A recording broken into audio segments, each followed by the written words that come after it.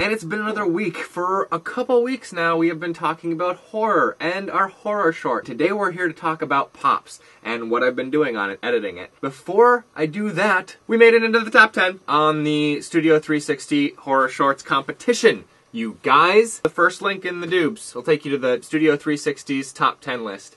And if you recall, 2 weeks ago, in this spot, I said, I just want Wes Craven to point his eyes at something that I made. That would make me so happy. Making it into the top 10 pretty much, I'm going to say, means that Wes Craven is going to watch our short. And I think that is amazing. Wes Craven. The dude made Scream. He's one of my favorite directors. He made the entire Scream series. He invented Freddy Krueger. I mean, this guy is a horror master. On the board back here, have you guys noticed for the last, 100 updates that the Krueger glove is here on my wall? Ever since we did the first night marathon, it's been hanging here on the wall.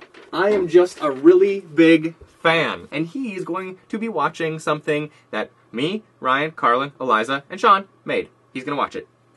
It was like a month ago exactly that I heard about the competition, and on February 7th I emailed Ryan and Carlin. Since you two are the ones I bother with my horror ideas, here's this thing. Laid out the 30-second competition and everything. Ryan, are you interested in shooting? Carlin, are you interested in being in it? Also, I need to redesign a Jack-in-the-Box and an evil little Jack. Basically a redesign, repaint to make it scary. What do you think? No real prize to this thing. I just thought it'd be fun. Also, Wes Craven is the judge. I just think it'd be cool to make something badass and know Wes Craven saw it. Ryan Wolf, immediately, I'm in.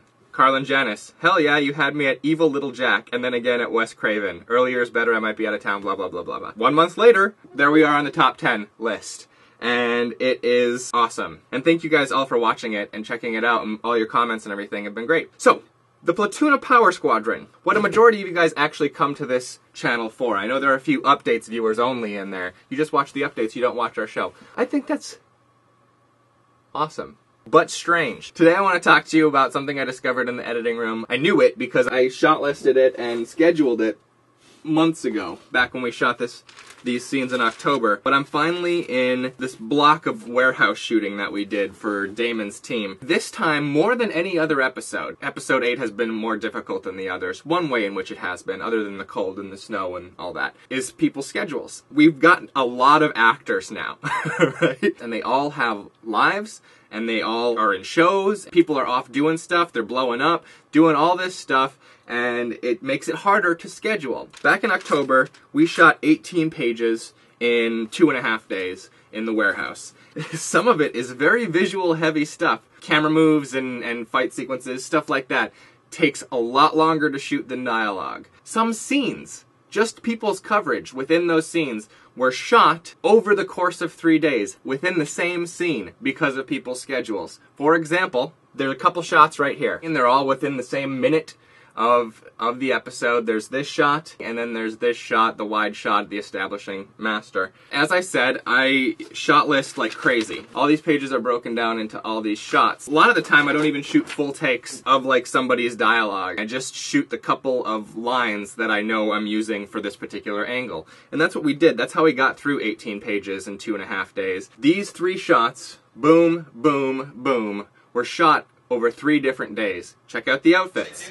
Boom, different outfit, slating. Boom, different outfit, slating. Boom, different outfit, slating. And yet, as I'm finally putting them into the episode, they blend beautifully. There's going to have to be a little bit of color correction tweaking, as there always is, even if you shoot something on the same day, light levels change and all this. But I am so excited about the way that this episode is coming together. I have probably about a half hour of it edited together at this point. It is a really long episode. It's a long episode, or season, depending on if you want to be webby. I still think of them as episodes, so I'm a little more tradish that way. Little offish, tradish. It's official, traditional. That is what I've been discovering this week on editing Pops, and it's coming along really great. I should have kept I don't keep really comprehensive lists of when we shot things, you know, because it's all in my head at the time. We now shot this like 5 months ago. So I don't remember where exactly pieces of the coverage are in, so I'm having to do a lot of click-through, like, footage rediscovery at this point. That's fine. It's been great getting back to the Platoon of Power Squadron. Cloneheart and One-Eyed Jack were a much-needed mental break from working on the same show for 5 years.